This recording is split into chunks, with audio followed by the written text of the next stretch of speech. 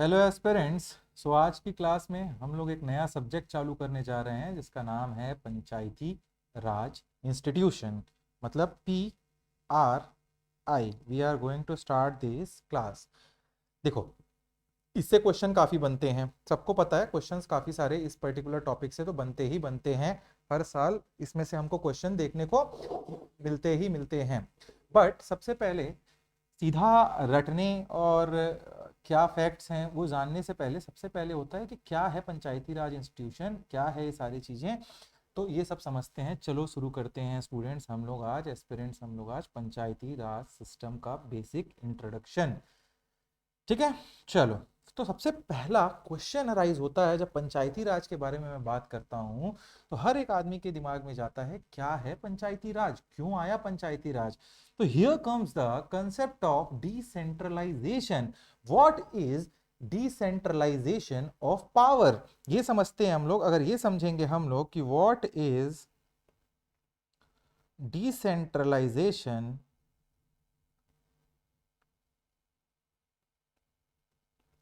Of power, अगर ये हमको समझ आता है तो हम समझ पाएंगे कि क्यों हुआ, चीजें क्या आई, कैसे हुई, सब चीजें समझ पाएंगे। सबसे पहले ये डिसेंट्रलाइजेशन का मतलब है, देखिए अगर हम सेंट्रलाइजेशन की बात करते हैं, जो डिसेंट्रलाइजेशन वर्ड में सेंट्रल वर्ड है, सेंट्रलाइजेशन वर्ड है, उसकी हम बात करते हैं तो उसका मतलब होता है कि जो सारी पावर है, सारा पावर है, वो एक ही अथॉरिटी के पास होगा। समझ रहे हो आप लोग? जब पावर, गवर्नमेंट का पावर एक ही अथॉरिटी के पास, एक ही रूलिंग अथॉरिटी के पास होता है तो उसको सेंट्रलाइजेशन बोलते हैं। जैसे दिल्ली में सेंट्रल गवर्नमेंट या स्टेट लेवल पर स्टेट गवर्नमेंट का पावर है, ठीक है, दिस इज द सेंट्रलाइजेशन। लेकिन जब मैं बात कर रहा हूं डिसेंट्रलाइजेशन का, इसका बिल्कुल उल्टा होता है। क्या होता है ये? इमेजिन कीजिए एक बहुत बड़ी कंपनी है, इमेजिन इट, एक बहुत बड़ी कंपनी है और सारे डिसीजन उस कंपनी के सीईओ ही ले रहा है। जो चीफ एग्जीक्यूटिव ऑफिसर, सीईओ जानते हो ना, जो हेड ऑफ द कंपनी होता है, सिर्फ वही ले रहा है। ये सेंट्रलाइजेशन हो जाएगा। क्या होगा? ये जो कंसेप्ट आएगा उस कंपनी में जहां सारे के सारे डिसीजन को एक ही आदमी ले रहा है, सीईओ, तो ये सेंट्रलाइजेशन का कंसेप्ट हो जा रहा है। ठीक है। अब अगर वो सीईओ कुछ पावर अपने डिपार्टमेंट मैनेजर्स को दे दे, अलग अलग डिपार्टमेंट होते हैं, उन मैनेजर्स को दे दे, और मैनेजर्स अपनी टीम को कुछ पावर दे दे, उसमें से हर मैनेजर के अंदर कुछ लोग काम करने वाले होते हैं। अब वो मैनेजर क्या करेगा? अपने काम को और लोगों में डिवाइड कर देगा। तो ये होता है डिसेंट्रलाइजेशन। इसी चीज को हम समझने की कोशिश करते हैं कि क्या होता है ये पंचायती राज में, इन सब चीजों में। Similarly let's move towards next concept. Similarly government में डिसेंट्रलाइजेशन का मतलब है सरकारी शक्ति को, यानी गवर्नमेंट, जो गवर्नमेंट का पावर है उसको सेंट्रल अथॉरिटी से हटाकर लोकल अथॉरिटीज को डिस्ट्रीब्यूट करना। Are you getting the power, are you getting the concept? कि जब वही कंसेप्ट जो हमने कंपनी में समझा, वही सेम चीज अब गवर्नमेंट में जब होती है, मतलब जो पावर होता है गवर्नमेंट का रूल करने का, डिसीजन लेने का, टैक्स लेने का, और सारे भिन्न भिन्न प्रकार के काम जो एक गवर्नमेंट करती है, जब उसको डिवॉल्व कर दिया जाता है, सेंट्रल अथॉरिटी से हटाकर वो लोकल अथॉरिटीज के हाथ में जाता है, उसको बोलते हैं हम डिसेंट्रलाइजेशन। जैसे सेंट्रल गवर्नमेंट से स्टेट गवर्नमेंट को पावर दी गई है, ठीक है, समझ रहे हो ना, स्टेट गवर्नमेंट को भी पावर जो दी गया है वो डिवॉल्यूशन ऑफ पावर ही है। सेंटर चाहे तो वही रूल कर सकता था पूरे देश में, बट स्टेट गवर्नमेंट को दिया गया। और स्टेट गवर्नमेंट से अब गांव के लोगों को, यानी कि पंचायत को पावर दी जा रही है, उसको बोला जाता है पंचायती राज इंस्टीट्यूशन, और द डिसेंट्रलाइजेशन ऑफ पावर, और द डिवॉल्यूशन ऑफ द पावर। अब दूसरा दिमाग में आपके आ रहा होगा, भैया क्या जरूरी था?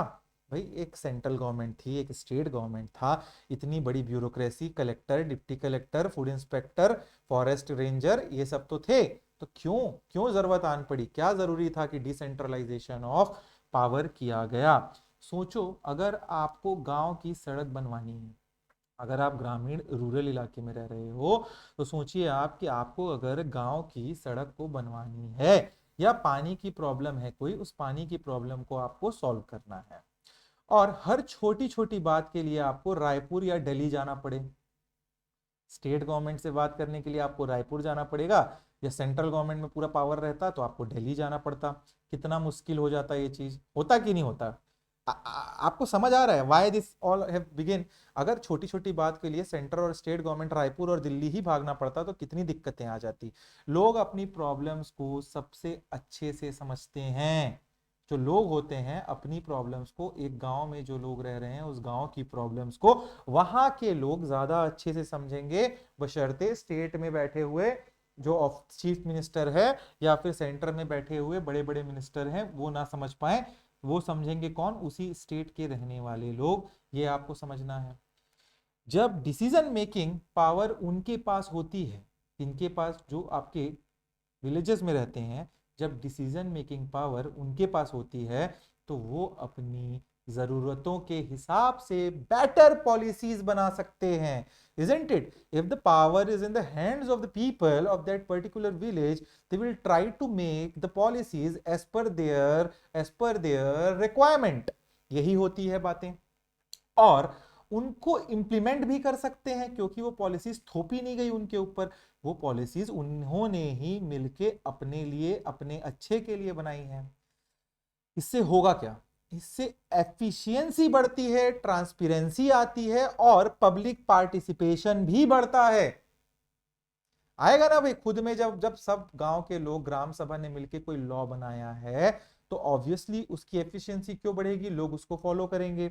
सेकंड, ट्रांसपेरेंसी क्यों पड़ेगी? क्योंकि सब ने लॉ खुद मिलके बनाया है, कोई वहां पे करप्ट नहीं हो सकता। और पब्लिक पार्टिसिपेशन तो बढ़ ही गया जब पूरे गांव के लोग इन्वॉल्व थे। पंचायती राज का कोर आइडिया है decentralization of power. This is the thing which I am trying to explain आप लोगों को कि जो पंचायती राज इंस्टीट्यूशंस हैं उनका कोर कंसेप्ट, उनका core idea is decentralization of power, जहां डिसीजन मेकिंग और एडमिनिस्ट्रेटिव रेस्पॉन्सिबिलिटीज स्टेट लेवल से उतार कर इलेक्टेड लोकल बॉडीज में दे दी जाती हैं। मतलब ये जो पंचायती राज इंस्टीट्यूशंस के पास पावर होती है वो स्टेट गवर्नमेंट की पावर है, बट उस पावर को स्टेट गवर्नमेंट से लेके इन लोकल लेवल, इस grass root level, decentralized level, devolve level of participation जिसमें गांव में होता है, उनको दे दी जाती है। आपको ये भी पता होना चाहिए कि ये बॉडीज जो है उनके अंदर कौन कौन विलेजेस आते हैं, ब्लॉक्स आते हैं, डिस्ट्रिक्ट्स आते हैं। ये एक तरह से स्वराज की कंसेप्ट का आपको एग्जाम्पल दिखता है जो कि गांधी जी के कोर विजन में था, जहां हर गांव अपने आप में एक छोटा रिपब्लिक होगा। समझे आप सब? तो दिस इज द डिसेंट्रलाइजेशन आपको जो मैं समझाना चाह रहा था। Next we will talk about, अब जब ये बातें हो रही हैं तो संविधान में कुछ कॉन्स्टिट्यूशनल अमेंडमेंट हुए होंगे जिसके बाद ये हमको देखने को मिला होगा हमारे संविधान के अंदर। तो next topic which we are going to talk is की कॉन्स्टिट्यूशनल अमेंडमेंट।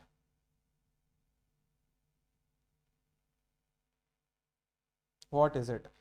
पंचायती राज सिस्टम को कॉन्स्टिट्यूशनल रेगुलेशन, कॉन्स्टिट्यूशनल रिकग्निशन मिलने का काम आसान नहीं था उस पर्टिकुलर टाइम पे। बहुत दिक्कतों के बाद, बहुत पॉलिसीज, बहुत कमिटीज के बाद ये पंचायती राज को क्या मिला? कॉन्स्टिट्यूशनल रेगुलेशन, रिकॉग्निशन मिला। आजादी के बाद हमको देखने को मिला उसके बाद से ही पंचायती राज इंस्टीट्यूशन बनाने की बातें चल रही थी, लेकिन उसे असलियत में हम 1992 में दो बहुत ही इंपॉर्टेंट कॉन्स्टिट्यूशनल अमेंडमेंट के थ्रू देखते हैं। सबसे पहला अमेंडमेंट आपका रहता है 73rd कॉन्स्टिट्यूशनल अमेंडमेंट और रहता है एक 74th कॉन्स्टिट्यूशनल अमेंडमेंट एक्ट। तो सबसे पहले हम बात करेंगे 73rd कॉन्स्टिट्यूशनल अमेंडमेंट एक्ट 1992 के बारे में। ये amendment specifically Panchayati Raj institution, that is rural local bodies से डील करता है। किससे डील करता है? पंचायती राज इंस्टीट्यूशन और रूरल लोकल बॉडीज से ये कॉन्स्टिट्यूशनल अमेंडमेंट डायरेक्टली डील करता है। इसमें ग्राम पंचायत, जनपद पंचायत, जिला पंचायत को कॉन्स्टिट्यूशनल स्टेटस दिया गया था। अगर क्वेश्चन आता है कि जिला पंचायत, ग्राम पंचायत, जनपद पंचायत को कॉन्स्टिट्यूशनल स्टेटस कौन से कॉन्स्टिट्यूशनल अमेंडमेंट से मिला, तो that the answer will be 73rd constitutional amendment act of the Indian constitution. इसको याद रखने के तरीका है 73 में आर, 73 में आर करके याद कर लेना। 73 मतलब 73rd अमेंडमेंट में रूरल की बात हुई, 73 आर, 73 में आर, ठीक है, आपको ये पता होना चाहिए। Next is 74th constitutional amendment act of 1992। ये भी 1992 में ही आया, दोनों एक के बाद एक ही लाया गया था, राज्यसभा लोकसभा से पास करा के। ये अमेंडमेंट अर्बन लोकल बॉडीज के लिए था, अर्बन लोकल बॉडीज। तो ये आपका किसके लिए है? अर्बन लोकल बॉडीज, जिसको हम नगर पालिका कहते हैं, उस पर्टिकुलर चीज से ये 74th अमेंडमेंट एक्ट डील करता है। जैसे कि नगर पंचायत, नगर पालिका परिषद या नगर निगम, जो छत्तीसगढ़ में 14 नगर निगम है, अभी महासमुंद को भी बनाने की बात चल रही है, 15th नगर निगम। इसके पहले रिसाली और कुछ नगर निगम हमारे नए बने थे, आपको देखने को मिला था।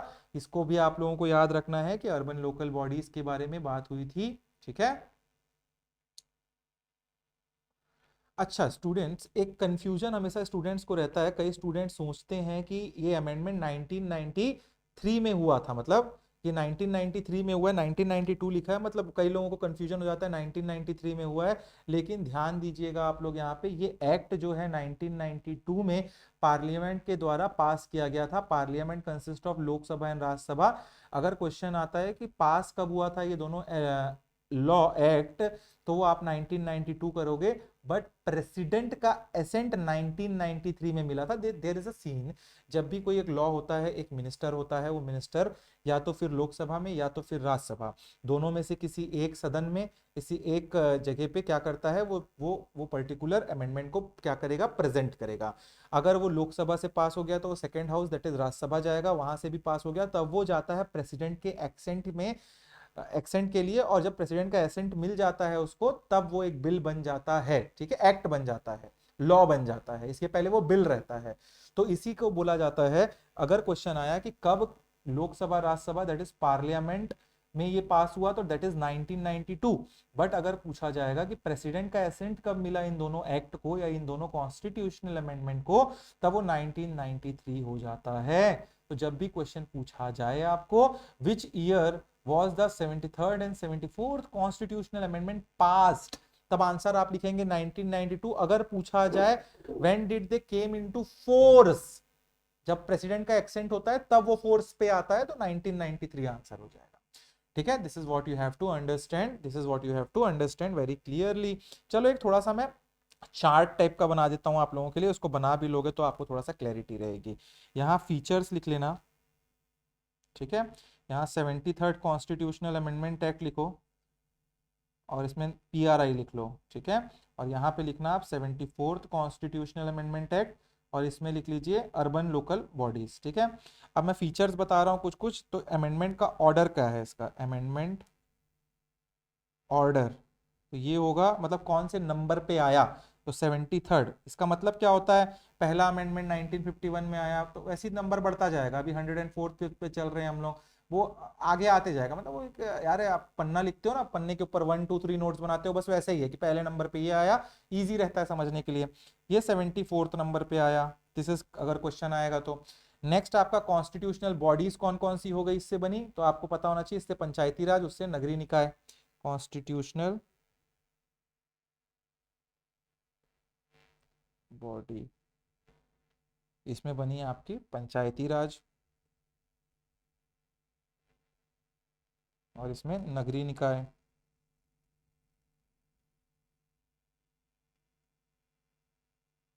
अगर डेट वाइज देखें तो इसको भी लिख लीजिए, वैसे बहुत इंपॉर्टेंट तो है नहीं। पास्ड इन लोकसभा 22 दिसंबर 1992, दोनों उसी दिन पास हुआ था, 22 ऑफ दिसंबर 1992। फिर ये जाता है राज्यसभा में, तो पास्ड इन राज्यसभा। कब राज्यसभा में पास हुआ?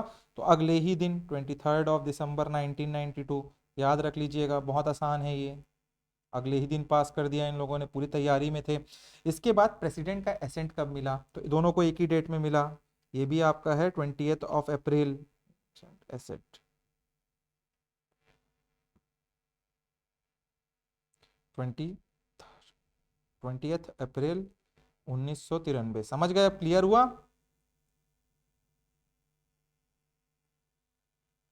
अब एक चीज में दोनों में डिफरेंस है, एनफोर्समेंट का डेट, मतलब एक्चुअल में ये कब हम लोगों को दिखने को लगा, मतलब कि पहला पंचायती राज कब देखने को मिला, नगरीय निकाय देखने को कब मिला, एनफोर्समेंट का डेट कब था, तो वो लिख लीजिए, enforcement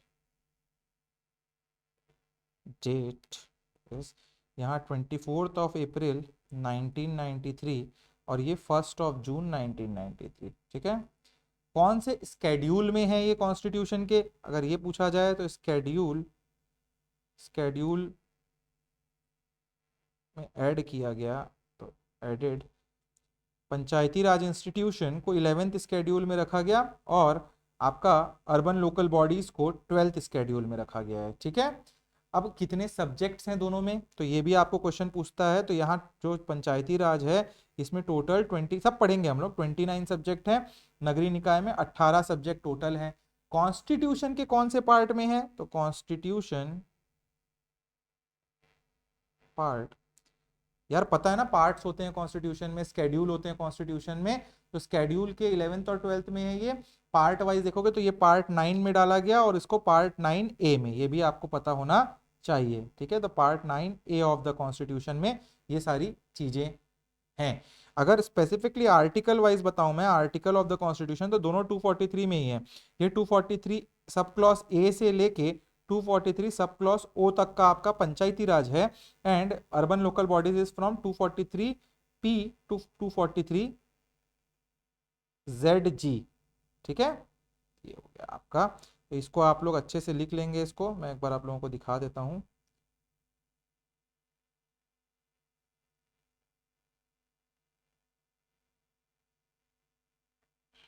right it down guys, right it down.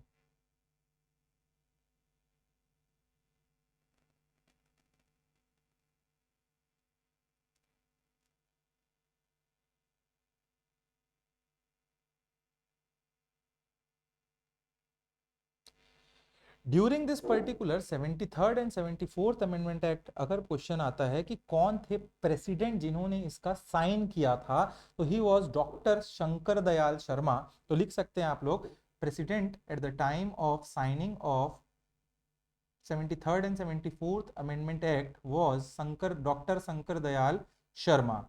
And P V Narasimha Rao आपके प्राइम मिनिस्टर थे उस पर्टिकुलर टाइम में। ये भी एक डायरेक्ट फैक्चुअल क्वेश्चन बन सकता है, बहुत इजी क्वेश्चन बनता है, लोगों को याद नहीं रहता। याद रखिएगा, PV Narasimha Rao was the PM, and बस इतना ही याद रख लो।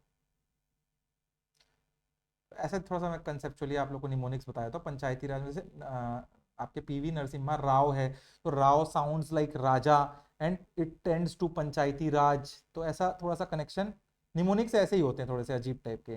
तो panchayat Narasimha Rao, Rao sounds like Raja, and there is Raj in Panchayati Raj, so we can relate कि जब पंचायती राज पास हुआ तो राजा जी थे हमारे कौन? पीवी नरसिम्हा राव। ठीक है?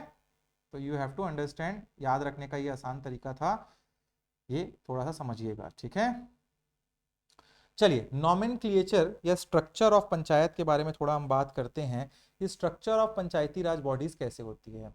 अब हम बात करते हैं पंचायती राज सिस्टम के स्ट्रक्चर में। जनरली ये 3 टायर स्ट्रक्चर होता है। क्या होता है? Structure of PRI. जनरली हम लोगों को ये क्या दिखता है, ये एक 3 टायर सिस्टम, मतलब क्या होता है समझेंगे, अभी टेंशन मत लो, पहले समझो बस। 3 टायर सिस्टम होता है, और इसमें आपको पता होना चाहिए हर स्टेट में ये अलग अलग नाम से थोड़ा थोड़ा सा मोल्डेड अपने हिसाब से हर स्टेट इसको बना के रखती है। ठीक है, तो ये आपको पता होना चाहिए। अब मैं जो 3 लेवल ऑफ सिस्टम बोल रहा हूँ छत्तीसगढ़ के कॉन्टेक्स्ट में हम समझने की कोशिश करें अब, तो एक विलेज लेवल पर होता है, एक ब्लॉक की जनपद लेवल पे होता है, और एक जिला लेवल पे डिस्ट्रिक्ट लेवल पे होता है। तो ये 3 चीजें आप लोग को डिवीजन क्लियरली दिखती है। ग्राम पंचायत होते हैं, एक पंचायत समिति जनपद पंचायत होता है, और एक होता है आपका जिला पंचायत। तो हम थोड़ा समझने की कोशिश करते हैं क्या क्या लेवल होते हैं। मैं बोल रहा हूं लेवल नेम्स इन इंडिया में क्या बोलते हैं वो अलग लिखा देता हूं मैं आपको, और इन छत्तीसगढ़ क्या नाम से जाना जाता है, और नंबर अप्रोक्सीमेटली छत्तीसगढ़ में अभी क्या है। ठीक है, तो देखते हैं हम लोग विलेज लेवल पर ग्राम पंचायत होता है। ठीक है, इंडिया में भी इसी को यही बोलते हैं, छत्तीसगढ़ में भी ग्राम पंचायत बोलते हैं। करेंटली देयर इज अप्रोक्सीमेटली 11,644 ग्राम पंचायत है। इसके बाद ब्लॉक लेवल पर या खंड लेवल पर क्या होते हैं, तो आपको पंचायत यहाँ पे इंडिया में कई जगह पंचायत समिति बोली जाती है उसको। ठीक है, और वैसे ही हमारे छत्तीसगढ़ में इसको जनपद पंचायत बोलेंगे हम, जनपद पंचायत। तो हम लोग को छत्तीसगढ़ पढ़ना है शायद, और ये 146 है हमारे यहाँ, ये भी क्वेश्चन में कई बार पूछा हुआ है। ठीक है, एंड आपका डिस्ट्रिक्ट लेवल पर क्या बात हो रही है, तो डिस्ट्रिक्ट लेवल पर जिला परिषद होते हैं। जो इंडिया में यूपी यूपी साइड देखोगे तो जिला परिषद, कंफ्यूज मत हो करके लिखा रहा हूं मैं, कहीं जिला परिषद कोई बोल देगा तो आपको पता होना चाहिए कि वो पंचायत समिति जनपद पंचायत की बात हो रही है। जिला परिषद मतलब जिला पंचायत की बात हो रही है, जिला पंचायत। ठीक है, और ये 28 होंगे, कोरेला पिंडरा मरवाही बनने के बाद 28 के आसपास ये हमारे पास अभी हैं। चलो थोड़ा सा एग्जाम्पल एग्जाम्पल से समझते हैं तो ज़्यादा अच्छे से समझ आएगा आप लोगों को। इमेजिन करो आप दुर्ग डिस्ट्रिक्ट में रहते हो। ठीक है, इमेजिन करना बस कि आप लोग रह रहे हो सबके सब दुर्ग डिस्ट्रिक्ट में। दुर्ग में आपको दुर्ग में आपको गांव में, मतलब दुर्ग में आप किसी विलेज में रह रहे हो, तो उस विलेज में क्या होगी, ग्राम पंचायत होगा। इस ग्राम पंचायत के ऊपर डिस्ट्रिक्ट लेवल पर, या फिर आप बोल सकते हो दुर्ग डिस्ट्रिक्ट के ब्लॉक लेवल पर जनपद पंचायत होगा। आप दुर्ग डिस्ट्रिक्ट के किसी विलेज में रह रहे हो, उस विलेज में जो आपका सबसे गांव में पहला जो आपका इलेक्शन होगा, या आपका उस गांव को जो रूल करेगा, जहां पे सरपंच और पंच होते हैं, वो होता है आपका ग्राम पंचायत। अब जब ब्लॉक लेवल की बात करते हैं हम लोग, तो ब्लॉक लेवल में आपको देखने को मिलेगा जनपद पंचायत, और फिर पूरे दुर्ग डिस्ट्रिक्ट के लिए एक जिला पंचायत होगा। इसका मतलब समझ रहे हो क्या, देखो ऐसा ये दुर्ग जैसे बना लिया, तो ये एक छोटा सा विलेज है, ये एक छोटा सा विलेज, ये छोटा सा विलेज, ये छोटा सा विलेज, ये छोटा सा विलेज, ये बहुत सारे विलेज हैं, समझ के चलो। ठीक है, तो हर एक विलेज में एक ग्राम पंचायत होगा, हर एक विलेज में एक ग्राम पंचायत। अब ये 3-4 जो ग्राम पंचायत है, ये मिलके एक ब्लॉक बनता होगा, तो इनका एक जनपद पंचायत बन जाएगा, और ये पूरा जो दुर्ग डिस्ट्रिक्ट है आपका, ये आपका जिला पंचायत होगा। Now it is very much clear, I think so, कि ये तीनों चीजों में कंफ्यूज नहीं हो गया आप लोग। ठीक है, तो ये आपको पता होना चाहिए, ये हायरार्की है, जहां हर लेवल पर, और अच्छा हर लेवल पर आपको देखने को मिलेगा प्रेसिडेंट होंगे, सरपंच पंच, पढ़ेंगे हम लोग आगे धीरे धीरे, ये सब आपको समझ आ जाएगा। ठीक है, अच्छा एक और क्वेश्चन राइज होता है, डू यू गाइज नो कि इंडिया पे पहली बार जो पंचायती राज इंस्टीट्यूशन है या पंचायती राज सिस्टम है, वो कहाँ इंप्लीमेंट हुआ था। ये क्वेश्चन काफी बार आता है, तो आपको पता होना चाहिए राजस्थान में एक विलेज है जिसका नाम है नागौर, NAGAUR, नागौर डिस्ट्रिक्ट। यहाँ पे गांधी जी के जन्मदिन के दिन 2 अक्टूबर 1959 को पंडित जवाहरलाल नेहरू द्वारा इस पर्टिकुलर ग्राम पंचायत में पहली बार पंचायती राज सिस्टम देश में हमको देखने को मिला था। और अगर क्वेश्चन पूछेगा कि दूसरा कौन सा स्टेट था या जगह था जहां हमको पंचायती राज देखने को मिला, तो दैट वाज आंध्र प्रदेश। ये दोनों बहुत फेवरेट क्वेश्चन है, बता रहा हूं मैं, प्रीलिम्स के पर्सपेक्टिव से या किसी भी वन डे एग्जाम किसी के भी पर्सपेक्टिव से। Now let us move towards minimum age for panchayat election. What is the minimum age of panchayat election, कि भाई कितने कम से कम उम्र में, ऐसा तो है नहीं ना कि 6वीं क्लास में पढ़ रहे हैं और जाके लड़ लिए इलेक्शन, ऐसा होगा क्या, नहीं होगा। तो हमको पता होना चाहिए कि what is the minimum age for panchayat election. अगर आपको पंचायत इलेक्शन में खड़ा होना है, तो आपका मिनिमम एज क्या होना चाहिए। This is a very common question, this is a very simple question, and student tends to get wrong answers, क्योंकि पढ़ के नहीं जाते, भूल जाते हैं, कंफ्यूज हो जाते हैं। ये एज सिर्फ पंचायत इलेक्शन के कैंडिडेट्स के लिए ही नहीं होता, बल्कि अर्बन लोकल बॉडीज के इलेक्शन में भी अलग अलग डेट्स होते हैं। तो क्या होगा हम समझते हैं, क्या एज कितने लोगों के लिए होता है। तो इसमें टॉपिक आप लिख सकते हो minimum age for election.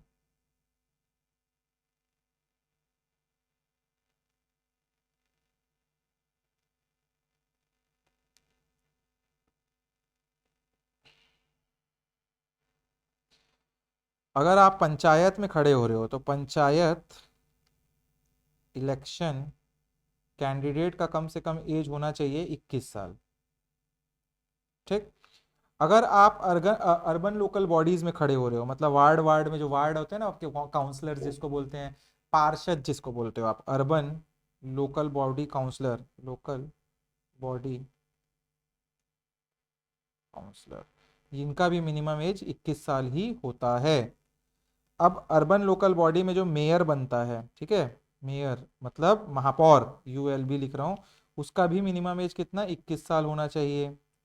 Lok Sabha विधानसभा में जो एमएलए खड़े होते हैं उनका क्या होता है, तो ये भी लिखा देते हैं, कंफ्यूजन कहीं नहीं होना चाहिए।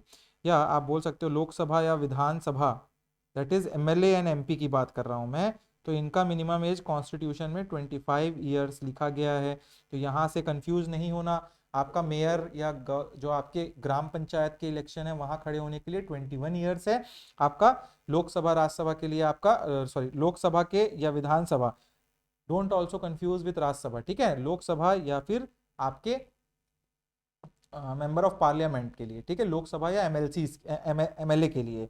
विधानसभा में जो विधायक होते हैं, लोकसभा में जो चुन के जाने वाले सांसद होते हैं, उनके लिए होते हैं 25 साल। वहीं पे राज्यसभा के सांसद जो कि आपके क्या होते हैं, आपके इनडायरेक्टली इलेक्ट होते हैं, इनके लिए, और एमएलसीज, हमारे छत्तीसगढ़ में एमएलसी नहीं है, विधान परिषद नहीं है, तो वो मेंबर ऑफ लेजिस्लेटिव काउंसिल जिनको बोला जाता है, जैसे आंध्र प्रदेश में, उत्तर प्रदेश में है, तो उनका एज 30 ईयर्स होता है। तो राज्यसभा के एमएलए, राज्यसभा के जो होते हैं आपके एमपी या एमएलसीज जो विधान परिषद में होते हैं, उनका मिनिमम एज 30 ईयर्स होता है। प्रेसिडेंट, वाइस प्रेसिडेंट, गवर्नर का मिनिमम एज क्या होता है, तो president of India, vice president of India या गवर्नर बनने के लिए मिनिमम एज 35 साल होता है।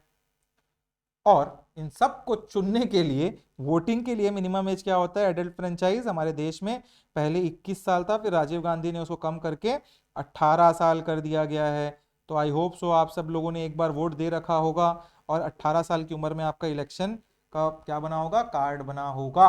तो this is what you have to understand. ये एजेस मैं एक साथ आप लोगों को इसीलिए लिखा दिया हूं, ठीक है। Now let us talk about number of wards and members in Chhattisgarh Panchayati Raj, कि कितने वार्ड होते हैं ग्राम पंचायत में, कितने मिनिमम हो सकते हैं, कितने मैक्सिमम हो सकते हैं, ये भी क्वेश्चन पूछता है। हर एक पंचायत, जैसे वो ग्राम पंचायत हो, जनपद पंचायत हो, जिला पंचायत हो, तो एक सेट नंबर ऑफ वो दिया गया है कि कितने वार्ड या कितने मेंबर वहां से चुन के आ सकते हैं। तो इसका मिनिमम और मैक्सिमम काफी बार क्वेश्चन में पूछता है। तो अगर एरिया आपका मिनिमम कितना होना चाहिए, वार्ड और मैक्सिमम वार्ड, तो वार्ड ग्राम पंचायत में मिनिमम 10 होना चाहिए, मैक्सिमम 20 होना चाहिए।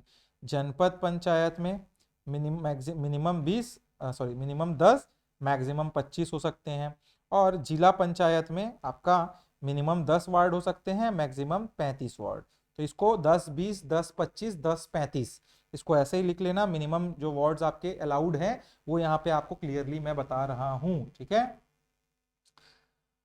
सपोज आपके गांव की पॉपुलेशन बहुत छोटी है, तो हो सकता है वहां 10 वार्ड हो, और अगर आपके गांव की पॉपुलेशन बहुत ज्यादा है तो मैक्सिमम वो 20 वार्ड तक जा सकता है। ये नंबर जो है आपके पॉपुलेशन के हिसाब से स्टेट इलेक्शन कमीशन डिसाइड करती है। अगर क्वेश्चन आएगा ये वार्ड कौन डिसाइड करता है कि 10 होंगे, 20 होंगे, 12 होंगे, 16 होंगे, 18 होंगे, 19 होंगे, 17 होंगे, तो वो स्टेट इलेक्शन कमीशन आपका सर्वे करती है, आपके गांव में, आपके विलेज में, आपके जिला में, आपके जनपद में कितना पॉपुलेशन है, उसके हिसाब से इसको ये डिसाइड करते हैं। बट हाँ, एक ग्राम पंचायत में मिनिमम 10 पंच होंगे ही होंगे, और मैक्सिमम 20 पंच हो सकते हैं, 21 नहीं हो सकते, 9 नहीं हो सकते, 10 से 20 के बीच में होंगे एज पर द पॉपुलेशन। वैसे ही जनपद में 10 से 25 के बीच में होंगे मेंबर्स, और जिला पंचायत में 10 से 35 के बीच में होंगे।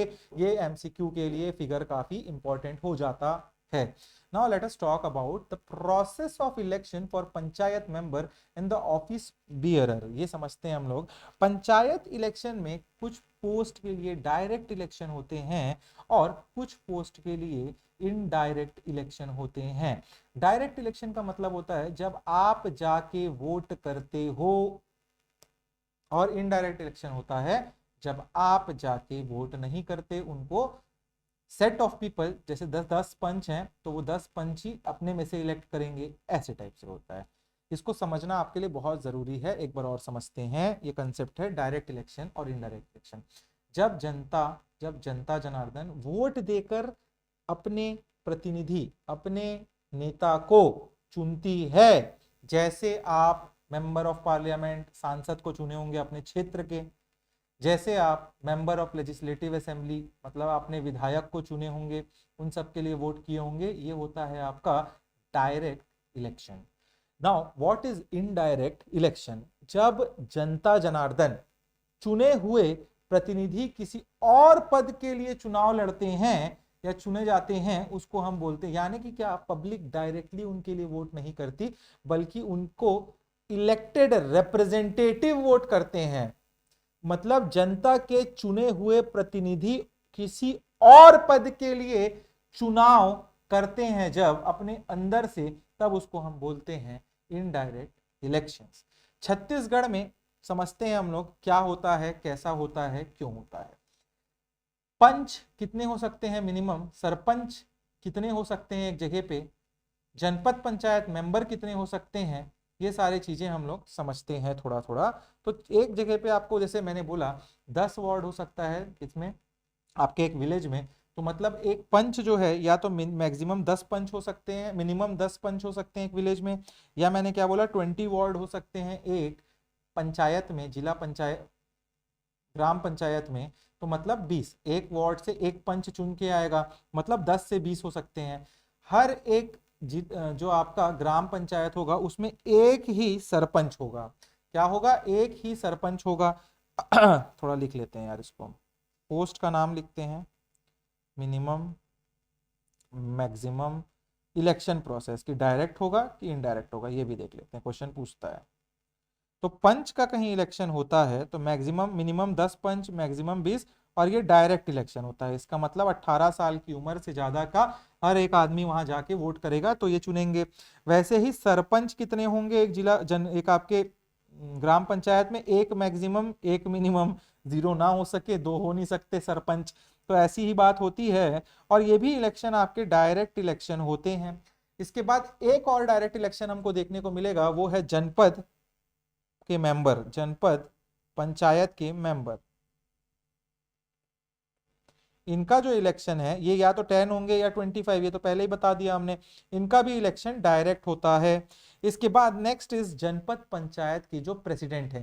तो जनपद पंचायत का जो प्रेसिडेंट होता है वो सरपंच टाइप डायरेक्टली इलेक्ट नहीं होते, he is nominated by the members of जनपद। मतलब जो जनपद पंचायत में 10 से लेके 25 के बीच में हमने लिखा है मेंबर जो इलेक्ट होके आएंगे, वो अपने ही अंदर से एक आदमी को प्रेसिडेंट जनपद पंचायत का चुनते हैं। तो जनपद पंचायत प्रेसिडेंट, इनकी बात हो रही है अभी। तो इनकी जब बात करता हूं मैं, तो ये तो एक ही होंगे, बट ये होंगे इनडायरेक्ट इलेक्शन से चुने हुए, मतलब नॉमिनेटेड होंगे ये। नेक्स्ट इज आपके जनपद पंचायत में उप बोल सकते हो प्रेसिडेंट होते हैं, वाइस प्रेसिडेंट। तो ये हो गया आपका, एक हो गया जनपद पंचायत वाइस प्रेसिडेंट, वीपी लिख रहा हूं, इसको पूरा लिखना, ये भी एक होंगे और ये भी इनडायरेक्ट इलेक्शन से ही नॉमिनेट होंगे। नेक्स्ट इज आपका जिला पंचायत में जो मेंबर चुने जाते हैं, तो ये भी आपके इनडायरेक्टली होते हैं, ये आपको पता। पहले तो जिला पंचायत मेंबर, जिला पंचायत मेंबर, तो जिला पंचायत के मेंबर मैंने बोला 10 से लेके 35 तक हो सकते हैं। और ये 10 से 35 डायरेक्ट इलेक्शन से होते हैं। किससे होते हैं? डायरेक्टली जो लोग होते हैं उस जिला में, उस ग्रामीण इलाके में, उस जिले में, वो लोग इसको वोट करके जिला पंचायत में मेंबर चुनते हैं। इसके बाद जिला पंचायत के मेंबर जिला पंचायत के प्रेसिडेंट को इनडायरेक्टली नॉमिनेट करते हैं। तो क्या होगा यहां? जिला पंचायत प्रेसिडेंट जो ये होते हैं ये एक ही होंगे और ये आपके इनडायरेक्टली इलेक्ट होंगे। इसी के बाद आपका आखिरी होगा जिला पंचायत में आपके वाइस प्रेसिडेंट। तो जिला पंचायत में वाइस प्रेसिडेंट जो होंगे वो भी आपके इनडायरेक्टली ही इलेक्ट होंगे। तो आपको ये समझ आ गया। अब एक आपको मैं यहाँ पे अलग से इसलिए लिखा रहा हूं, यहाँ पे जब हमने पढ़ा पंच और सरपंच, पंच और सरपंच की जब बात की मैंने, तो ये दोनों के दोनों आपको देखने को मिला कि डायरेक्टली इलेक्ट हुए थे। किससे हुए थे? डायरेक्टली इलेक्ट हुए थे। अब यहाँ पे सरपंच के नीचे एक और पोस्ट आता है जिसको हम बोलते हैं उप सरपंच। ठीक है, उप सरपंच, डिप्टी सरपंच बोल लो, उप सरपंच बोल लो। ये जो होते हैं ये भी एक होंगे और ये अपने ही जो पंच होते हैं अपने ही अंदर से इसको इनडायरेक्टली इलेक्ट करते हैं छत्तीसगढ़ में। ठीक है, मतलब नॉमिनेटेड होते हैं ये भी। जितने सरपंच होंगे उतने उप सरपंच होंगे।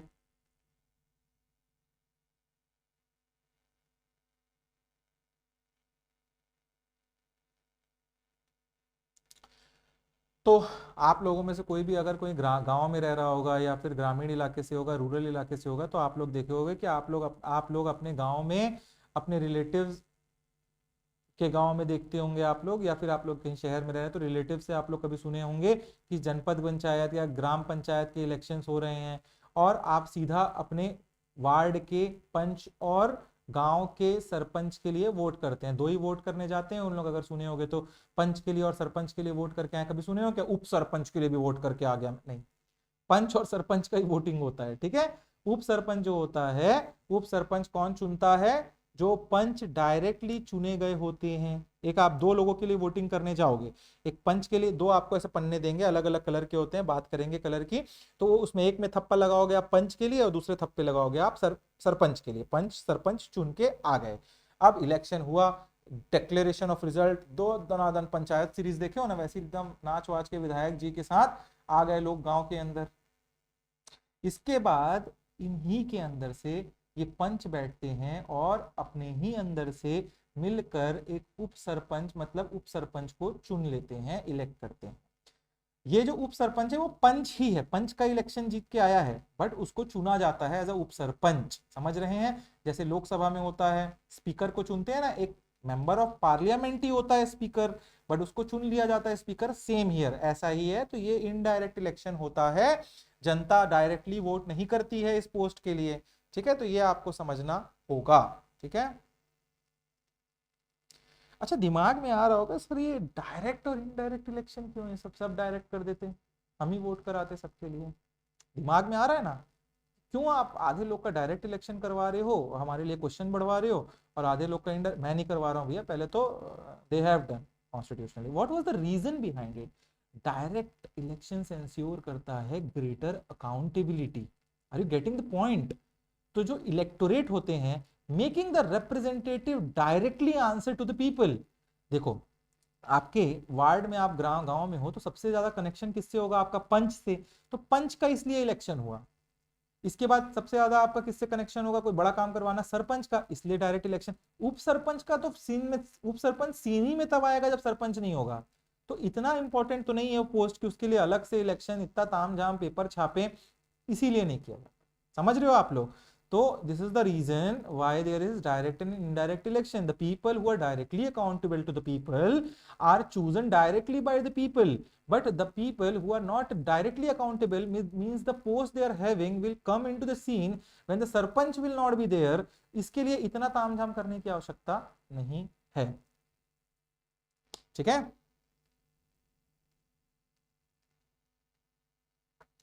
Now we will talk about कि जब इलेक्शंस होते हैं या फिर हर एक जगह पे जो पॉलिटिकल हेड्स होते हैं पंचायत की बॉडीज में, उसको एडमिनिस्ट्रेटिव हेड जो होते हैं उनके साथ काम करना पड़ता है।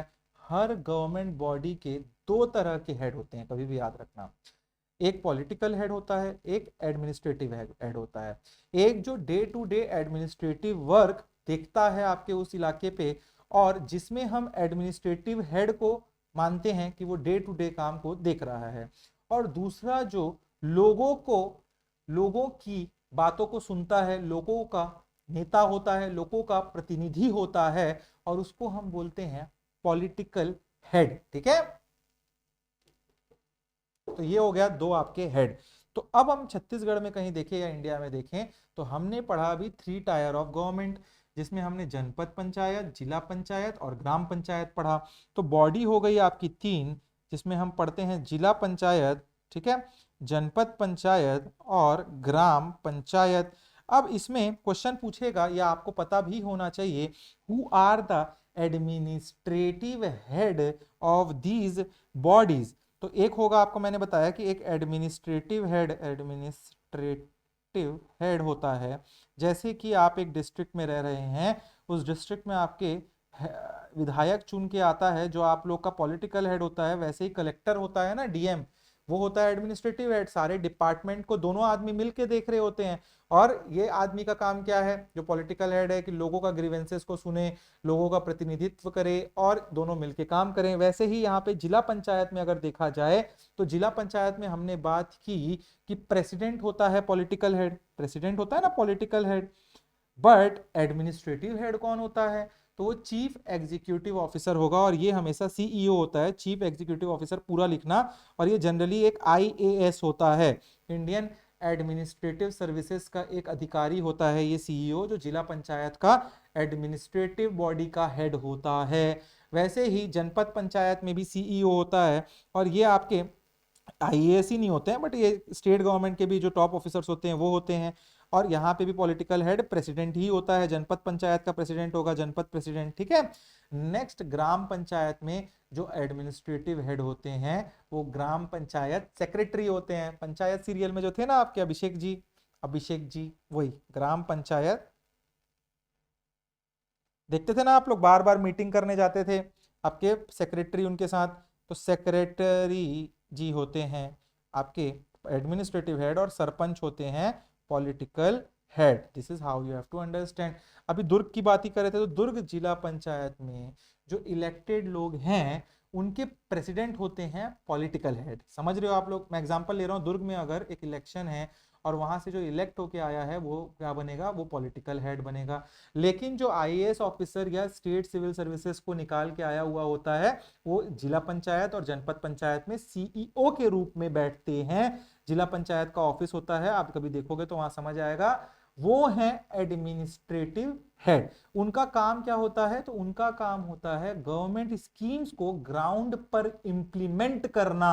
क्या होता है, पॉलिटिकल हेड ये काम नहीं कर पाएंगे, इसलिए ये एडमिनिस्ट्रेटिव हेड्स का काम होता है, जो गवर्नमेंट की स्कीम्स होती हैं उनको ग्राउंड लेवल पर काम करना और अकाउंट्स मेंटेन करना। पंचायत के सेक्रेटरी का काम होता है पंचायत के अकाउंट्स को मेंटेन करना, और तो और डे टू डे एडमिनिस्ट्रेशन को चलाना। पॉलिटिकल हेड पॉलिसीज बनाते हैं, ये हमारे गांव में दिक्कत है, ये हमारे शहर में दिक्कत है, और एडमिनिस्ट्रेटिव हेड उनको एग्जीक्यूट करने का काम करते हैं। मतलब एग्जीक्यूटिव हेड के अंदर पूरे गवर्नमेंट के ऑफिसर्स, आशा वर्कर्स, आंगनवाड़ी वर्कर्स, ये सब होते हैं। तो भाई कोई स्कीम है, कोई पॉलिसी है, उसको इंप्लीमेंट करेगा कौन, एडमिनिस्ट्रेटिव हेड। ये डिस्टिंक्शन आपको मेंस के क्वेश्चन में कभी भी कहीं भी आ सकता है, बहुत यूजफुल रहेगा। नाउ while electing या while the election process is going on, we get a ballot paper। अब तो आप लोग ईवीएम से करते हो, मगर गांव में अभी भी जब ये जिला पंचायत जनपद पंचायत का इलेक्शन होता है, तो ईवीएम यूज नहीं होते हैं, वहां पे अभी भी बैलेट पेपर यूज होते हैं पंचायत के इलेक्शन के लिए। क्वेश्चन क्या आएगा, क्वेश्चन क्या आएगा, ये छोटा सा है बट प्रीलिम्स के लिए बहुत डाइसी टाइप का है। कलर पूछता है डायरेक्टली, किस इलेक्शन के लिए कौन से कलर का बैलेट पेपर आपको दिया जाएगा। तो देख लो पोस्ट होते हैं कौन कौन से, और बैलेट पेपर का कलर क्या आएगा।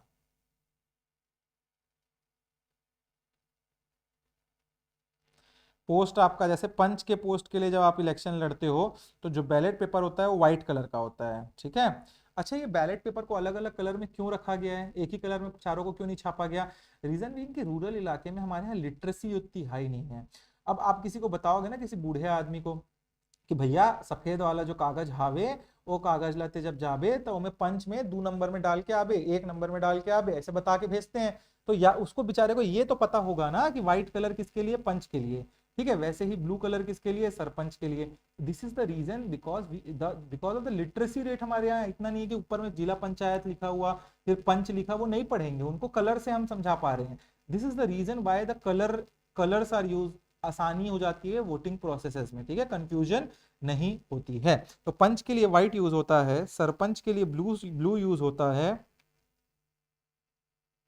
नेक्स्ट इज आपका जनपद पंचायत मेंबर्स जो होते हैं, जनपद जो डायरेक्टली इलेक्शन होता है, जनपद पंचायत के मेंबर्स, उनके लिए जो यूज होता है येलो कलर का कागज जो बैलेट पेपर है, और इसके साथ जिला पंचायत के मेंबर के लिए आपका पिंक कलर का यूज होता है। तो इसमें कुछ समझाने का तो है नहीं। अच्छा, ये जो कागज है, ये बैलेट पेपर है, ये स्टेट स्पेसिफिक होते हैं, हर स्टेट अपने अपने हिसाब से इसको जनरल ट्रेंड के हिसाब से चेंज करती रहती है। ये छत्तीसगढ़ में यूज होता है, ठीक है।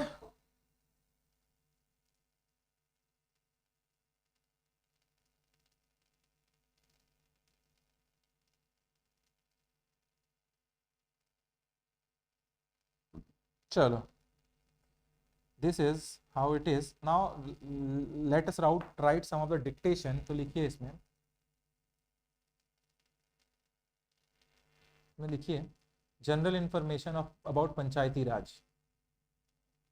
इसमें लिखिएगा Panchayati Raj in India's system of rural local self governments aims for decentralisation of power, comma, enabling grassroots participation of people. Next question, next point लिखिए, sub topic tag what is decentralisation power, question mark. इसमें लिखिए एक paragraph, distribution of governmental power from central authority to local authority, comma, shifting decision making power and administrative responsibilities to elected local bodies, bracket में लिखिए villages, blocks, districts। Next point इसी में लिखो, it enhances efficiency, transparency and public participation, ठीक है। और सब चीजें तो मैंने ऊपर लिखाई हैं, वही सारी चीजें थी। Now let us talk about, चलो क्वेश्चन कैसे फ्रेम होगा, मैं क्वेश्चन पुट ऑन कर रहा हूँ, सोचना उसको थोड़ा सा, ठीक है।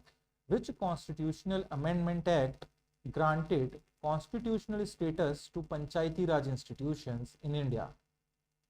ये क्वेश्चन आ सकता है, मतलब 73rd कॉन्स्टिट्यूशनल अमेंडमेंट एक्ट। अच्छा, ऑप्शन में 4 दे देगा, 72, 73, 74, 75, बोल्ड हो गए वो सब, 92 92 लिख देगा। या फिर क्या करेगा, एक लिखेगा 72 कॉन्स्टिट्यूशनल अमेंडमेंट एक्ट 92, एक और लिख देगा 72 कॉन्स्टिट्यूशनल अमेंडमेंट एक्ट 1993, एक 91, और सब में 72 ही लिखा है और डेट से अलग कर देगा। तो याद रखना 92 में जो 73rd कॉन्स्टिट्यूशनल अमेंडमेंट एक्ट था वो था। Next question can be, national Panchayat day celebrated annually on which date. तो it is on 24th of April, आपको ये भी पता होना चाहिए। 1992 24th ऑफ अप्रैल 1993 से ये स्टार्ट हुआ, जिस दिन से पहला पंचायत हमको फ्रेम करने का, हमको ग्राउंड में देखने को मिला, ठीक है। क्वेश्चन आ सकता है, the 11th schedule of the Indian constitution added by the 73rd amendment contains how many subjects for the panchayat.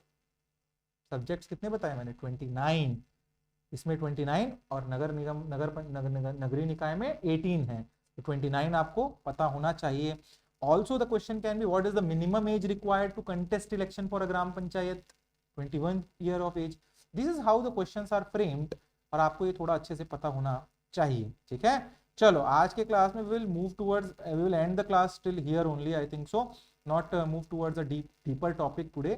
तो यहाँ तक आप लोगों को आई होप सो काफी अच्छे से समझ आया होगा। नाउ आगे बढ़ेंगे धीरे धीरे हम लोग क्लासेस में, 10 12 13 14 क्लासेस में इसको खत्म करने की कोशिश करेंगे, एंड छत्तीसगढ़ खत्म। इसके बाद छत्तीसगढ़ का जीएस हो रखा, छत्तीसगढ़ का history we have dealt very deeply, और ये पंचायती राज को भी डीप में पढ़ के हम लोगों का सीजीजीएस का पोर्शन खत्म हो जाएगा, ठीक है। चलो मिलते हैं नेक्स्ट क्लास में, till then keep smiling, thank you for watching the classes guys.